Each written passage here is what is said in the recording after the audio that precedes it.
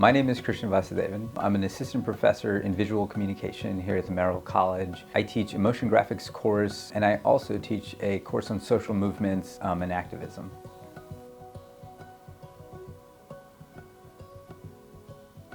The first class I teach, which is designing stories with motion graphics, came about through conversations with students and also faculty members about a need that was really needed here at the Merrill College. Motion graphics is the marriage of animation that you see in like Disney films, design that you see in infographics, and then a little bit of filmmaking and the rigorous journalism that research that you would do for any other type of journalism project. The way I try to make it easy on students is to help them think about how to create motion graphics and how to think in the language of design and animation. And then when they use the software, they're not learning a software, but they're learning how to achieve a goal. They learn not only how to do it, but why you would do it.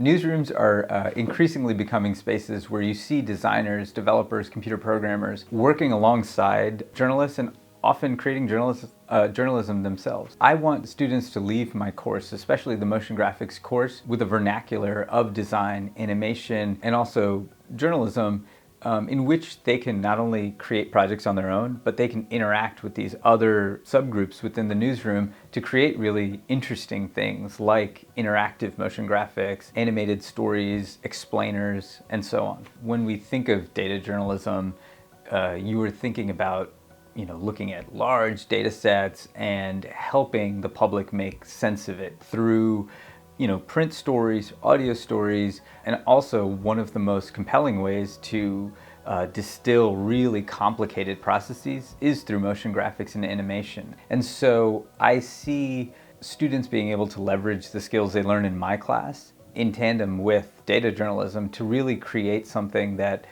removes the friction from the audience being able to understand really complicated processes, really complicated things that are happening.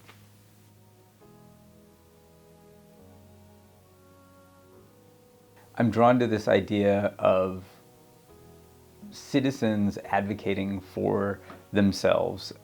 Activism is a vital part of functioning democracy. And so I think that really is a through line through my research and also through the types of films that I'm making and have made. A really good example is the film I just finished called One Driver, One Mic. It chronicles how a group of immigrant taxi drivers in Austin, Texas created a co-op to take on Uber, Lyft, and the taxi industry.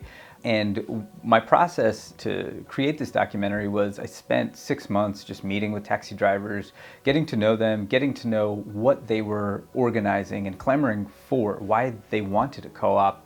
And through this process, I started to learn about, the abusive labor conditions in the taxi industry, and how the emergence of Uber and Lyft illegally in the city of Austin had a huge impact on their take home because Uber and Lyft drivers played by a completely different set of rules, didn't have to follow regulations. My process was not only to show what was happening on a broader level, but I also wanted to show how they were fighting back. Democracy only exists if people fight for it. They were fighting for their own personal democracy, a democratically run taxi cooperative. And so that's kind of what I hope to show in the film, which is screening at festivals right now, and hopefully it'll continue to screen for the next year.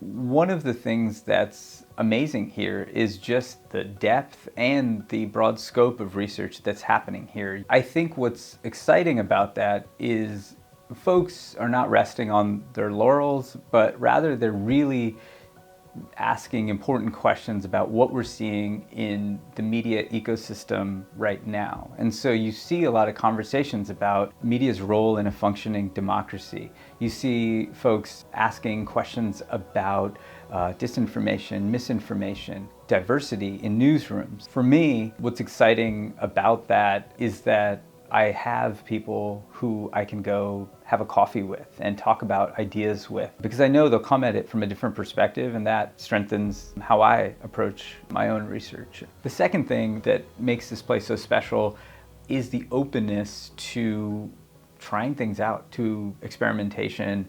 The level of collegiality and the openness to out-of-the-box thinking here at the Merrill College is wonderful and makes this place so special.